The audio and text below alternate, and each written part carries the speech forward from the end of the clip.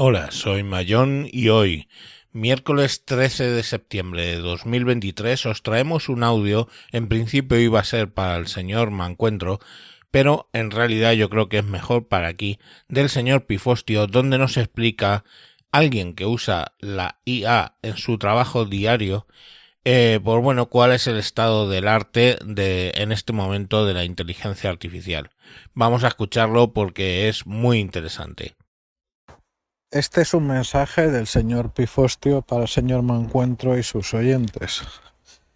Hoy, para variar, quiero transmitirles un mensaje que no es negativo, no, sino que fundamentalmente es constructivo. Y de lo que quiero hablarles a ustedes es de los equívocos en relación a las nuevas tendencias en inteligencia artificial. Bueno, es constructivo, pero tiene su ración de crítica y cachondeillo para con cierto amigo común que incluye un 42 en su nombre. En fin, la cosa es así.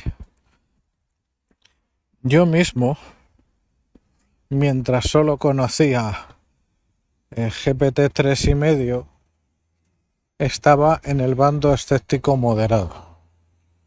Punto.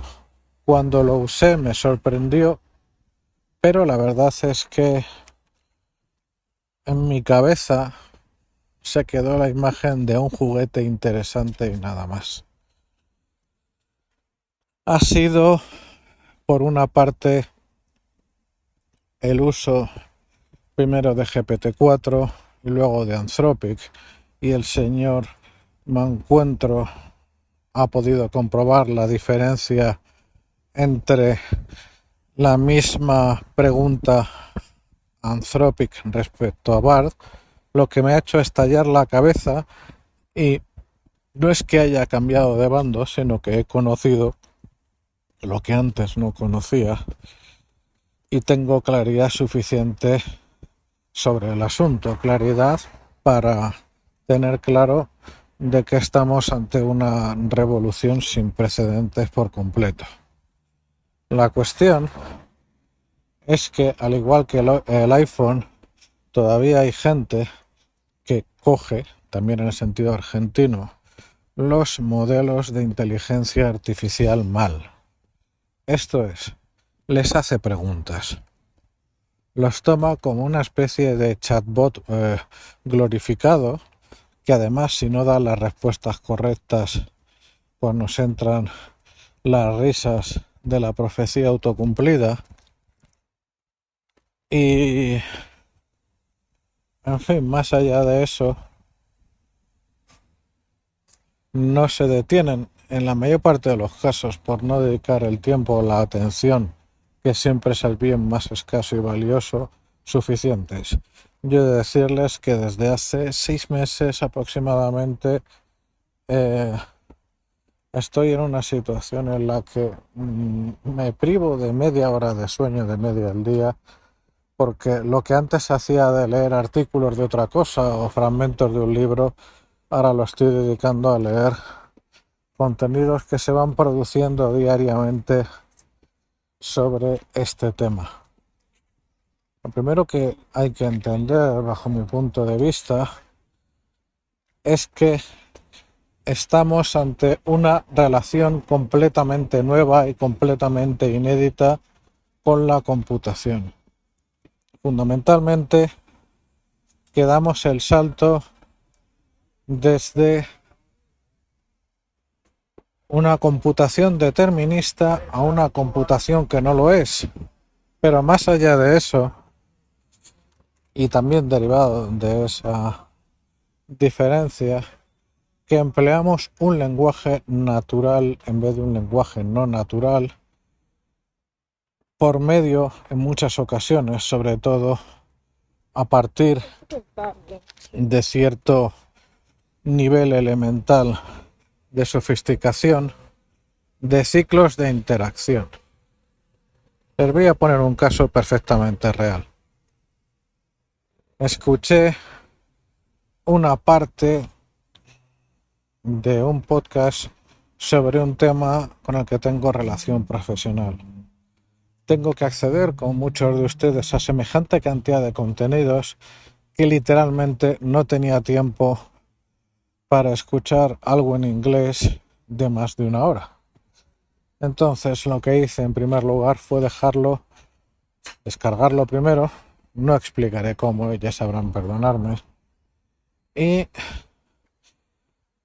utilizar Whisper para su transcripción. Para aquellos que todavía no lo conozcan, es un sistema de transcripción gratuito y libre que ha entregado a la comunidad Facebook y que es además, en fin, que no tiene precedentes, que tiene un grado de precisión brutal.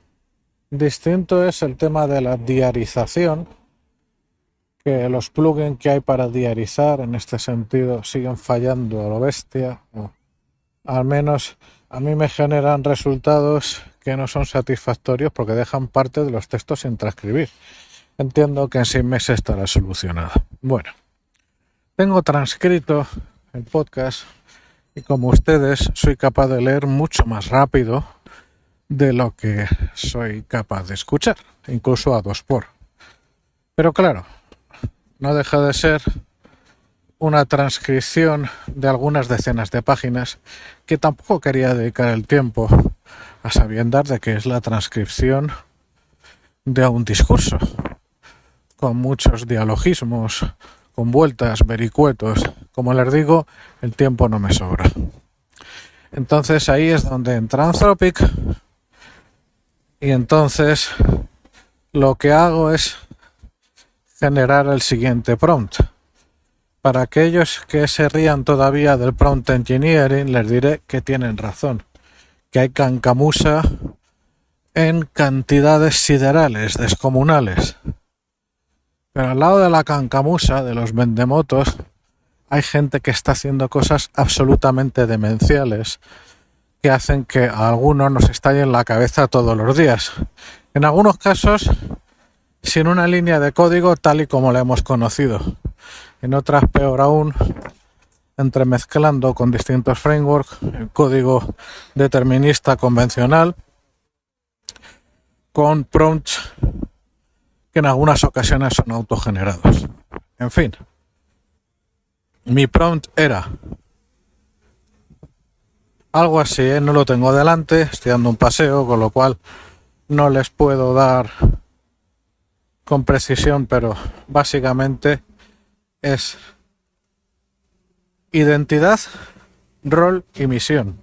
Es un prompt muy básico, ya muy casi estándar, en el cual se le dice, o sea, el input es indicarle al modelo que en este caso es un analista dedicado a la industria X que está al tanto de las tendencias que se dan diariamente y que apoya a sus clientes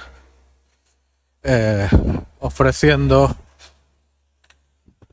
resúmenes y síntesis con los datos más relevantes.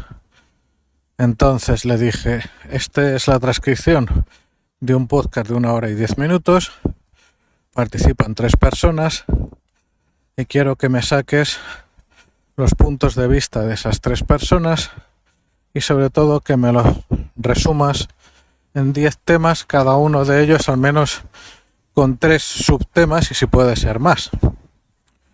Es un tema profesional, con lo cual pueden entender ustedes que era muy difícil que se me pasara una al menos muy gorda, me refiero a un error. Y así fue. Perdón. El resumen inicial era completamente correcto. Y entonces aquí es donde vino el juego, o lo inédito, lo demente, lo disruptivo. Empecé a hablar con el documento.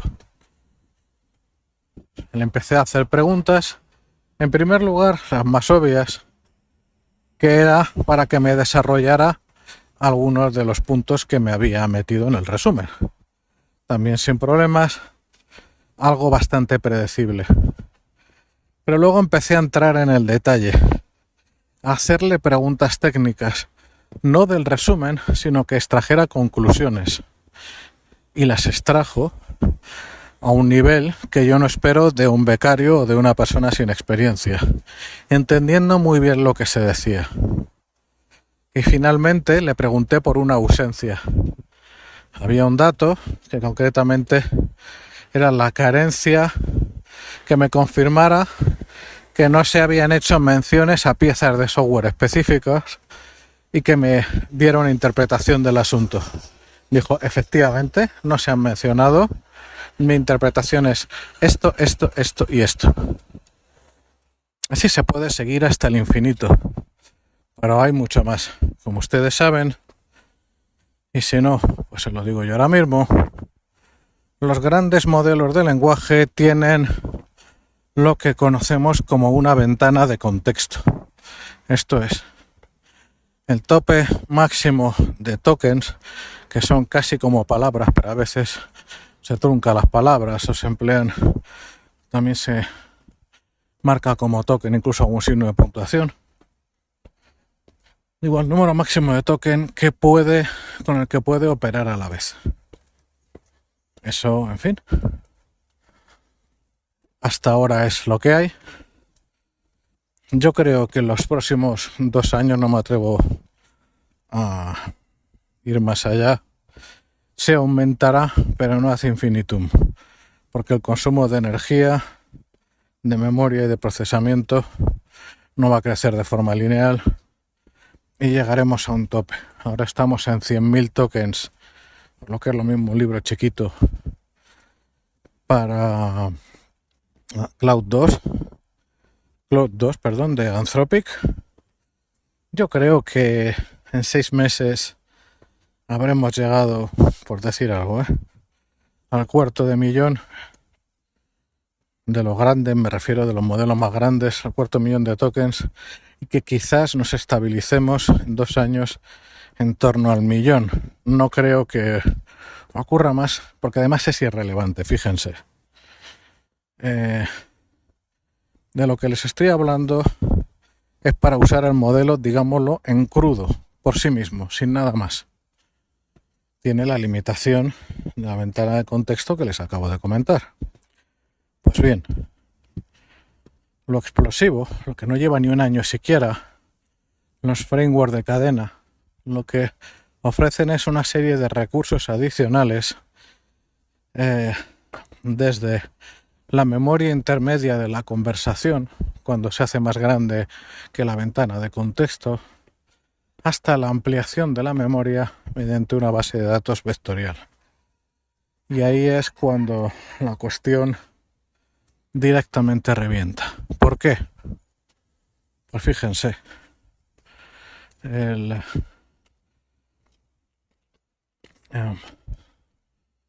ahí la cuestión esencial es que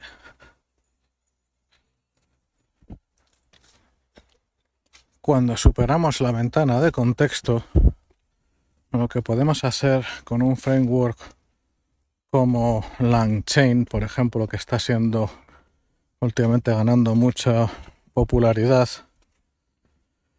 pero ya cada vez tiene más alternativas, es en primer lugar vectorizar, embeber, que se llama, hacer embeddings de un contenido, de un fragmento, por ejemplo, de un documento, media página, un grupo de intervenciones en un chat, en lo que se llama un chunk, y ese chunk se le genera un embedding para una base de datos vectorial de tal manera que se le transforma en un vector de muy alta dimensionalidad. Por ejemplo, estoy pensando que ChromaDB te va a generar por defecto, si no me equivoco, 1400 dimensiones, 1400 vectores con un valor numérico. Muy bien.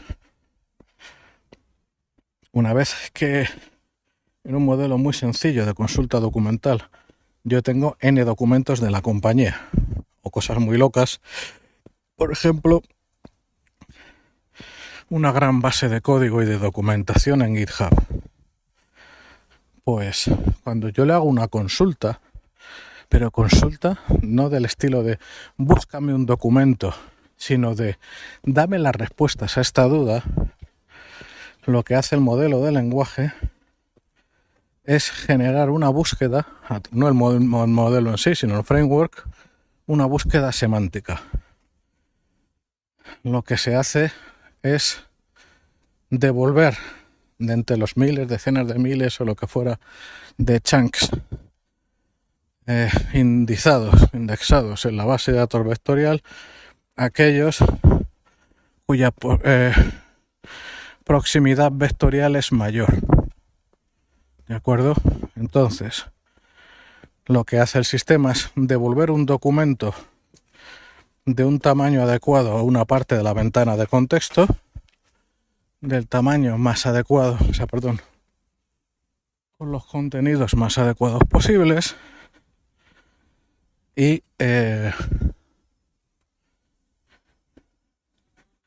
a renglón seguido de eso, el gran modelo de lenguaje genera una respuesta a partir de la información que encuentra en ese en ese documento hecho de retales, y solo a partir de él, pero en un lenguaje completamente correcto.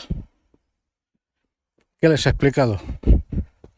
Un sistema que no te busca, insisto, un documento escrito por humanos, sino que te devuelve respuestas. El salto de buscar documentos a recibir respuestas no tiene precedentes. Es algo que nos va a tocar todavía trabajo de asimilar. Esto no va a provocar que desaparezcan todos los trabajos de cuello blanco, ni mucho menos.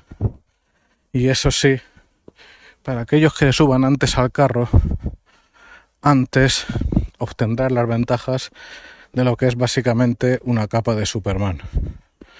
Ahora, eso sí, lo que también les digo es que creo que es una ventana de oportunidad que no va a estar permanentemente abierta, como todas. Y para continuar, que no tengo del todo claro que los grandes modelos, o mejor dicho, el servicio llave en mano que vaya a acabar ofreciendo Google Gemini o el OpenAI para empresas, sea exactamente lo que una empresa, o no digamos ya unidades críticas dentro del Estado, deban usar. Ahí tenemos la enorme ventaja de que algunas compañías, por motivos complejos, han sacado al mercado grandes modelos de lenguaje open source, y básicamente en realidad no son open source, en realidad son gratis, porque no hay código que mirar. O sea, se está aplicando una categoría que no tiene sentido literal, pero bueno, a falta de pan ya saben ustedes. En fin, así las cosas. La ventaja que tiene el uso de un modelo open source dentro de un framework como el que les comento es que no tiene que salir a internet, que puede mantenerse por completo bajo control del usuario, o bien que se puede generar una interfaz de extranet o incluso online, pero que solo se puede hacer lo que está definido por el creador, salvo, claro, que entremos en lindezas como el envenenamiento de prompt, que eso es algo que yo creo que todavía está por desarrollar. Así las cosas, no sé si ha aportado mucha luz al asunto, pero me despido con un concepto muy sencillo. Los conceptos previos no sirven, las ideas preconcebidas no sirven. Mirar esto con ojos previos, con ojos tintados por experiencia previa, es peor que inútil, porque es negarnos la posibilidad de entenderlo y en sus consecuencias. No es un juguete, no es un loro estocástico. Ahora, sinceramente, ni sé lo que es exactamente, ni sé a dónde nos va a llevar. Un abrazo a todos. Bueno, hasta aquí el audio de hoy. Espero que os haya resultado interesante, ya que ya os digo, este señor utiliza la inteligencia artificial en sus trabajos a diario y es quien realmente nos puede decir en qué estado está el tema y qué va a suponer para nosotros en el día a día. Venga, un saludo, adiós.